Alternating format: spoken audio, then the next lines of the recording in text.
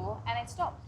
I don't. Yeah. It's not that I was so famous for people to No, notice, but but I was so it's done just you as a posting in being week. was just done. I was like, it's enough, No. it's enough, and then I was like, you know what?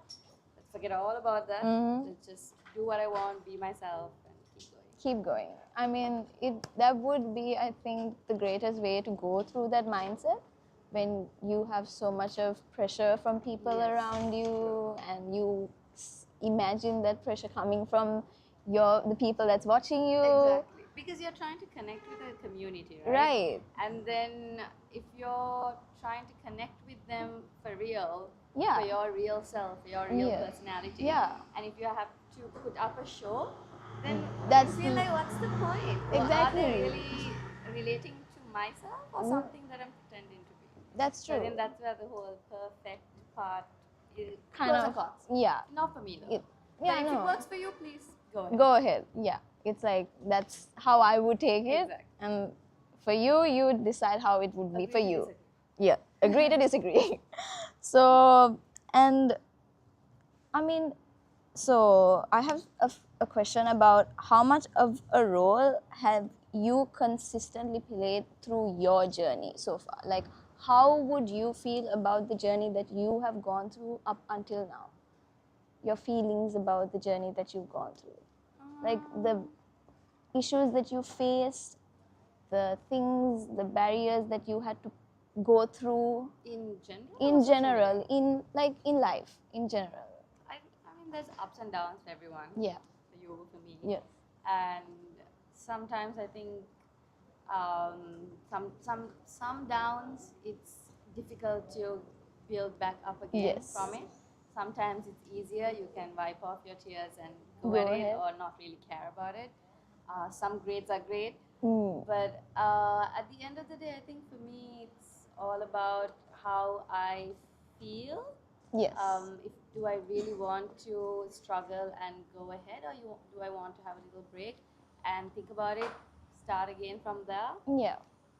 Honestly, I don't know how to answer that question in one way. No, Because it honestly depends on the goals I have at that time Yes. of my life, Yes. different timelines, how I feel, my mood, the people around me, the Yes. environment.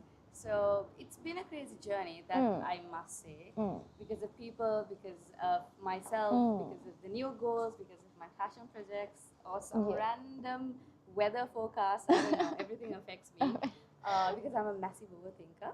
In the Okay. first place. Yes. So, like I said, ups and downs depending on how How I you- want to choose how to overcome it on that. Okay. Yeah, that's a very good way to look at it. Actually, that's really good to look at it. I think that's a healthy way of looking at it, if I would say. No, because it's good to have goals. I have a lot of goals. Right. You have a lot of goals. Yeah. Everyone does. But sometimes when it's too put together, it's very easy to get disappointed too fast. Yes. Because there are so many uncertain things that happen in our life. I mean, on the way now, something could happen to me. Yes. And I mean, hopefully not, but hopefully not. Hopefully not. Let's not jinx that. Yeah, let's not jinx that. Let's not jinx this that. year. But just saying. So Yeah. when you're open-minded about a certain goal, you do want to reach it. But Yeah. when you're open-minded, thinking, okay, I'm going towards that. This is where I want to go. But I'm still open to what might happen, what might not. Yeah, you leave it to the It's curious. easy not to Get disappointed, you know. You try not to get too much into the things that are out of your control, and you try to be more into the things that you can control. 100% do Yes. it. Take it as it comes. Yes. Now that's great. That's some great advice that you can give up to those people, because I think even for me that's great, because I was like, you know, when you go through things, you know, it's very hard for you to like not think about the things that are out of your control, but being able to, you know, kind of let it go, let it stay, and then take what comes as it should. That's great advice, actually, honestly. So, I mean, you're in front of a camera now. I'm pretty sure you've been in front of a camera for, I don't know, like a really long time, right? So, I mean, that comfortability, the confidence that comes through all these projects that you did, the modeling, even the social media, is it something that just came to you, or was it something that you had some time, you know, just adjusting to and stuff like that? I think as a child as well, I've always been alright with performing or whatever it is, maybe It's not like we had production cameras. Even Right. during school shows, it's just one. It's just like CD you one get and camera. then one camera. So it's not that we were really focused on a camera, but I've always been fine with performing, and I would always enjoy doing what I do. Yeah. And even when I started modeling, which was a complete accident. Really? Oh yeah. Oh, wow. My sister was modeling. Okay. At that time when she was in uni. Okay. And I just finished school. I've done with A-levels, and I think I was in SEMA or something. And my sister posted a picture of me on her Facebook. Some director has seen, and I was in some commercial for like 2 seconds. I think 2 seconds. No, but like that's 2 seconds. And let me tell you, 2 seconds, but they took off the 2 seconds off the commercial. No. Like I was not aired, but then they were like, okay, so we'll use her picture on a billboard. So that's how it all started back in the day. So for me, that specific 2-minute, 2-second commercial, I had the jitters because that was my first production. Right. But honestly, when I think about it, that's the only time I had jitters for a camera. I've always been fine. Maybe I look like I'm scared, maybe the first 2 times, but then I was completely fine. You kind of got used to it, like, I you know. kind of forget that I'm looking at a camera, I'm in front of a camera, I'm just doing my own thing. I'm in my own world. You're just like, that is just an outer world like factor that's just sitting there, and it's just me and me, myself and I, you know? Like that's really cool, you know? It's actually not a big deal if you think about it, I feel. I think we're just so focused on being perfect. That's where you're not scared of the camera. Yes. You're just scared of not being perfect, I guess. And like not being liked by people.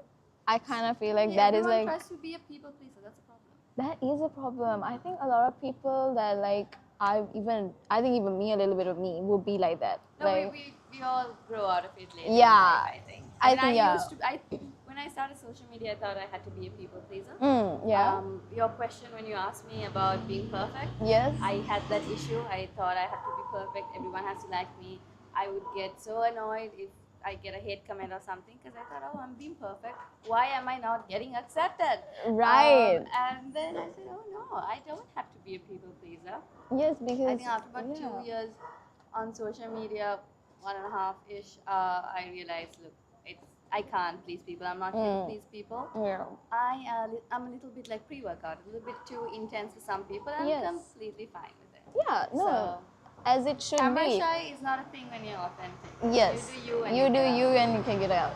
Like, okay, leading to the next question would be something about you spoke about like right now. It was about hateful comments, that the things that you have to go through when there's a group of people or a person who doesn't like an opinion that you have clearly mentioned is just an opinion coming from my side about any kind of topic regarding a topic that's could be quite sensitive, regarding even if it's not. Like, how were you able to be like, you know, I'm pretty sure a lot of people, even regardless if they're in front of social media, knowing that there is these type of hateful comments going about them would be really hard for them to like go through. So how were you able to just kind of like be like, you know, a little bit in detail, like how are you able to like get out of it without letting it really put you down mentally? At first, I'm sure when you first start getting hate comments, or you hear rumors about yourself, or you know people dislike you, at first it stings because you haven't gone through that feeling before. Yes. That is something that comes with social media. It's very different to you hearing your aunt or your uncle from somewhere hates you. That's completely different. That's completely different. That's different. But this is people you don't know as well, right? Exactly. And you're trying to see, why would someone who doesn't know me hate me? You're like, I haven't done anything to you. You're just surviving or just showing your life, your opinions. But social media is a big space, and sometimes we need to, not sometimes, we actually need to understand that there are a lot of people with different upbringings, a lot of opinions. The way they look at the world is completely different. Yeah, definitely. Because even when it comes to siblings, the way I look at the world, look at certain things is absolutely different to how my sister would look at. And We come from the same mother. Yes. So You can't.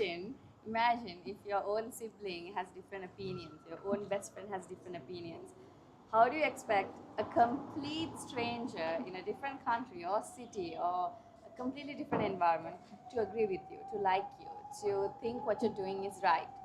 This is not something you understand at first, because at first when you get the hate comments or whatever you hear about yourself that you did do or didn't do or addition of it, you're a little bit confused, you're pissed, you're angry, you try to make it right. You're trying to, do all sorts of things in your ability and do it. I say you do it. That's where you learn. I've done it. I think there was a time I even shot a TikTok video. This is at COVID time. Oh, okay. Someone said something and I got quite triggered about it. It was my first time.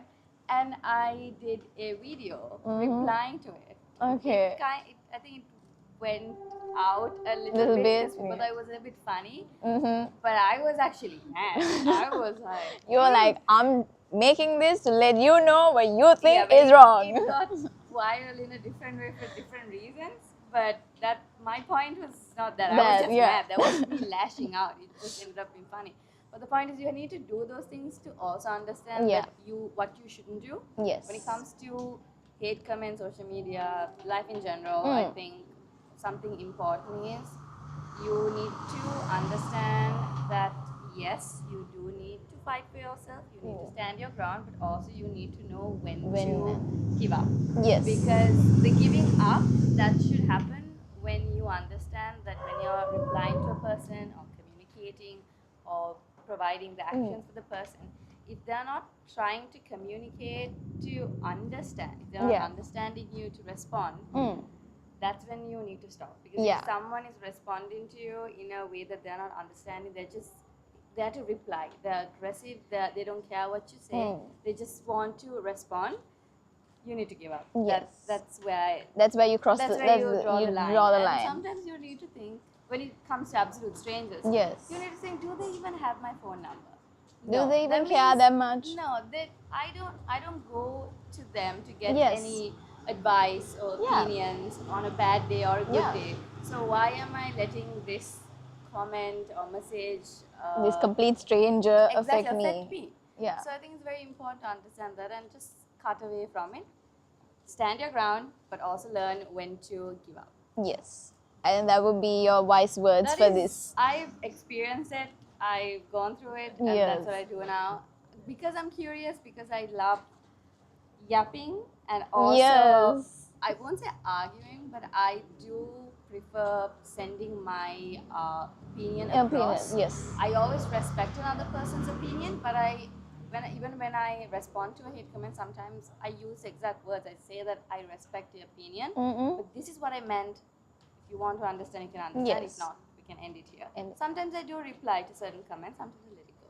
Yeah. So just know when to get your battle on. Yes. Not to go and fight every single battle that's out there. It's not worth it. Yeah, it's not worth it. Disrupt your peace. Yes, I think the peace of a person matters more than having to fight every single battle that's out there. 100%. Look, you thrive on your own. If someone or a group or strangers or people you know, it doesn't matter, whoever it is, if they're busy without building themselves but rather talking about you, then that's on them. And I feel that's when you know that you're doing something right as well. Yes. If people are discussing you in tables that you're not going to sit, that means you're doing something right. So you do you without letting it upset you. Yes. That is my biggest take on these hate comments, rumors, anything in general. As you should. I mean, it's not letting every single factor that's outside letting you affect you and then ruin your peace. I mean, that would definitely just not be it for you and for the people around you too. I know. Right? So, I'm going to go to a more of like a technical kind of like, I won't say technical, but like kind of like I just want to know your view on that. But like in your view, what makes a personal brand feel authentic and memorable? What makes it feel authentic and memorable? I think authentic, of course, comes with you. Your authenticity makes it authentic. Memorable also, your authenticity makes it memorable because people want to connect with you for who you are. Yes. So that is something you should not forget. We all use certain pieces of content or ideas from other creators around the world or random people that we see on social media. But it's very important that it relates to you. Yeah, Without definitely. just copying it, doing it as it is, even if it's an edit or if it's a quote or whatever you're using, it has to relate to you. Because social media, we follow people for their lifestyle. People follow me for what I do, whether they want to get motivated or whether they're just curious or whether they want to gossip about me, whatever. Everyone has their own reason, but they're all, at the end of the day, all trying to relate to my life or be interested in my life. Yeah. So that's where authenticity comes into play. If you're copy pasting things, people, they don't like that. They can get that from anywhere because they see something that's not them in you, and that's why they're following you. That's why they want to know about it. That's where curiosity comes in. Yes. So be authentic, be consistent, and also be honest. I think those three factors really work with social media. Because I've had multiple days where I post stories saying I'm exhausted, I'm not going to reply to anyone. I literally post stories on my Instagram story saying sorry to clients that I'm not busy, but I'm taking a day off. I'm honest about it. I'm just tired. Yeah, I mean, yes, I had you a should. heavy night, someone's celebration. And Yes, no, next day definitely. morning, I'm like, I'm not answering any of the calls. So some people find it funny. Some people find the honesty good. Yeah. So things like that, little things make a massive difference on social media. Definitely. I completely agree with that. It's like being authenticity is what people drive and look for when they look for content. And I would say you're doing that very well. Right. You are. You are really doing it very well. And if someone was trying to build their own personal brand and everything, what would be a word of advice? Except for like authenticity and everything, what you would give them in from a place that you are? I would definitely ask them, obviously, to be authentic in the first place, but we already discussed that. For me, it was, anyways, authenticity, consistency, which I'm still struggling sometimes. It's not easy being consistent with anything in life, I feel, especially when you have too many things on the plate.